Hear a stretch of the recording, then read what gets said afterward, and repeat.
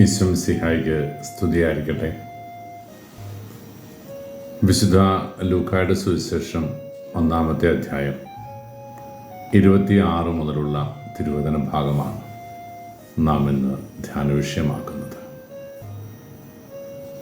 October മാസത്തിൽ ജപമാല ആചരണത്തിന് വേണ്ടി, പരിശുദ്ധാമ്മയുടെ ജപമാല ഭക്തിയുടെ പ്രചരണത്തിന് വേണ്ടി അമ്മയുടെ നാമം വിളിച്ച് ക്രിസ്തു രഹസ്യങ്ങൾ ധ്യാനിക്കുന്ന ആഗോള സഭയുടെ ഏറ്റവും വലിയ പ്രാർത്ഥനയുടെ അനുസ്മരണത്തിൻ്റെ കാലഘട്ടം. ഈ കാലഘട്ടത്തിൻ്റെ പുണ്യം വിളിച്ചോതുന്ന ദിവസമാണ് ഇന്ന്, ഒക്ടോബർ 7-ാം തീയതി, പരിശുദ്ധ ജപമാല രാജ്ഞിയുടെ തിരുനാൾ ദിവസം. പ്രിയപ്പെട്ടവരെ, പരിശുദ്ധ അമ്മയുടെ വലിയ മധ്യസ്ഥം, അതിൻ്റെ പുണ്യം വഴി കൂടുതൽ ധന്യരാകുവാനും ആത്മീയ ജീവിതത്തിൽ ഉണർവുള്ളവരാകാനും എന്ന് നമുക്ക് ആഗ്രഹിക്കുകയും പ്രാർത്ഥിക്കുകയും ചെയ്യാം. ഡൊമിനിക്കൻ സന്യാസ സമൂഹം ലോകമെമ്പാടും പ്രചരിപ്പിച്ച ഈ ജപമാല ഭക്തി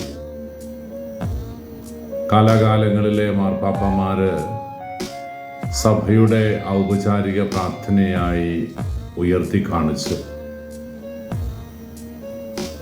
വ്യത്യസ്തങ്ങളായ പ്രാർത്ഥന രീതികളിലേക്ക്, പടിപടിയായ വളർച്ചയുടെ തലങ്ങളിലേക്ക് അവ ഉയർത്തി. പരിശുദ്ധപിതാവ് ജോൺ പോൾ II പ്രകാശത്തിൻ്റെ രഹസ്യങ്ങൾ കൂടെ ചേർത്ത് ക്രിസ്തുവിൻ്റെ ജീവിതത്തിൻ്റെ ഒരു പരിച്ഛേദം ഒരാഴ്ച കൊണ്ട് ധ്യാനിക്കുവാൻ തക്കവിധം നമ്മെ പ്രാപ്തരാക്കുകയാണ്. സന്തോഷത്തിൻ്റെയും ദുഃഖത്തിൻ്റെയും മഹിമയുടെയും രഹസ്യങ്ങൾ ഈശോയുടെ ശൈശവ ബാല്യകാലങ്ങളെയും പീഡാനുഭവ സഹന വഴികളെയും മഹത്വപൂർണമായ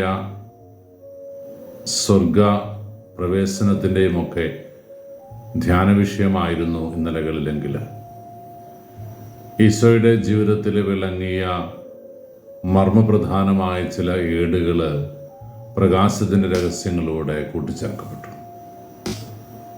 അങ്ങനെ ക്രിസ്തു രഹസ്യത്തെ മുഴുവനായി ധ്യാനിക്കുവാനും പ്രാർത്ഥിക്കുവാനുമായി തിരുസഭ നമുക്കായി ഒരുക്കിയിരിക്കുന്ന അനുഗ്രഹത്തിൻ്റെ ശുശ്രൂഷയാണല്ലോ ജപമാല പ്രാർത്ഥന. ഈ പ്രാർത്ഥന മറക്കാതെ, മടിക്കാതെ ദിനവും ഒരുവിട്ട് പ്രാർത്ഥിക്കുക എന്നത് ഓരോ കത്തോലിക്ക വിശ്വാസിയുടെയും ധാർമ്മികമായ ഉത്തരവാദിത്വമാണ്. ജപമാല ഭക്തിയുടെ പ്രസക്തിയെക്കുറിച്ചൊക്കെ നമ്മൾ ഒരുപാട് ധ്യാനിക്കുകയും പ്രാർത്ഥിക്കുകയും പാട്ടുപാടുകയും ഒക്കെ ചെയ്തിട്ടുണ്ടല്ലോ. പൊട്ടിയിട്ടും കൂട്ടിക്കെട്ടിയ പഴയൊരു ജപമാല വീട്ടിലുണ്ടായിരുന്നു. ആ ജപമണികൾ ഉരുവിട്ട് പ്രാർത്ഥിക്കുമ്പോൾ നമ്മുടെ നൊമ്പരങ്ങളും കഷ്ടപ്പാടുകളും ആകുലതകളും വ്യാകുലതകളുമൊക്കെ ഇല്ലാതാകുന്നു എന്ന് ചിന്തിക്കുന്നതിനപ്പുറത്ത് ജീവിത ക്ലേശങ്ങളെല്ലാം സന്തോഷത്തോടെ അഭിമുഖീകരിക്കുവാനുള്ള ശക്തി പരിശുദ്ധ അമ്മ നമുക്ക് വേണ്ടി ദൈവസന്നിധിയിൽ നിന്ന് നേടിത്തരും എന്നതാണ് ഈ പ്രാർത്ഥനയുടെ ഏറ്റവും വലിയ പുണ്യം. കേരള സഭയിൽ 62 കാലഘട്ടങ്ങളിലാണ്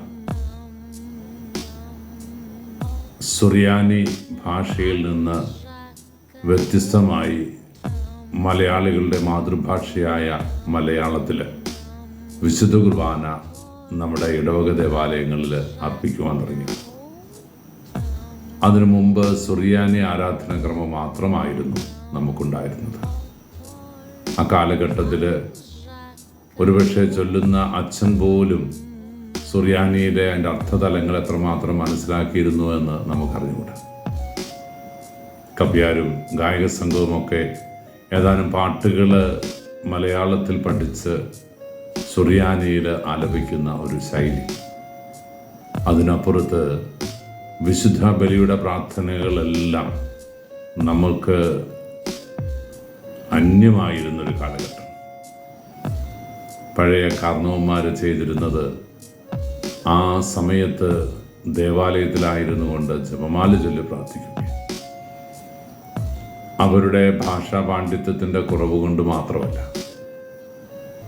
ഒരു കത്തോലിക്ക വിശ്വാസ ജീവിതത്തിൽ ജപമാല എത്രമാത്രം അടിസ്ഥാനപരമായ അനുഗ്രഹത്തിൻ്റെ കുദാശയാണ് എന്ന്, പ്രാർത്ഥനയാണ് എന്ന് നമ്മളെ ഓർമ്മിപ്പിക്കുകയാണ് ആ കാലഘട്ടം. വിശുദ്ധ കുർബാനയുടെ മധ്യത്തിൽ 2 പ്രാവശ്യം മണിയടിക്കുന്നത് വിശുദ്ധ കുർബാനയുടെ മർമ്മപ്രധാനമായ ഭാഗത്തേക്ക് നമ്മൾ എത്തിയിരിക്കുകയാണ്. ഇനി നിങ്ങൾ ജപമാലയൊക്കെ താഴെ വെച്ച് മുട്ടുമേൽ നിന്ന് പ്രാർത്ഥിക്കണം എന്ന് ഓർമ്മിപ്പിക്കാൻ. അതൊക്കെ ഇന്നലകളുടെ മധുര സ്മരണകളായിട്ട് നമ്മുടെ ഹൃദയത്തിൽ സൂക്ഷിക്കും. ജപമാല ഭക്തിയിൽ അടിയുറച്ച് അമ്മ നമുക്ക് വേണ്ടി പ്രാർത്ഥിക്കാൻ ദൈവസന്നിധിയിലുണ്ട് എന്നും അമ്മയുടെ നാമം വിളിച്ചപേക്ഷിക്കുമ്പോൾ നമ്മെ ഒരു നാളും അമ്മ കൈവിടില്ലെന്നുമുള്ള വലിയ പ്രത്യാശ നമ്മളെ നയിക്കട്ടെ. പരിശുദ്ധ അമ്മയിലൂടെ ഈശ്വസംബന്ധമായി നമ്മളെ അനുഗ്രഹിക്കട്ടെ. കർത്താവ് മിശിഹായുടെ കൃപയും പിതാവായ ദൈവത്തിൻ്റെ സ്നേഹവും പരിശുദ്ധാരൂപിയുടെ സഹവാസവും നാം എല്ലാവരും കൂടി ഉണ്ടായിരിക്കട്ടെ, ഇപ്പോഴും എപ്പോഴും എന്നേക്കും. ആമേൻ.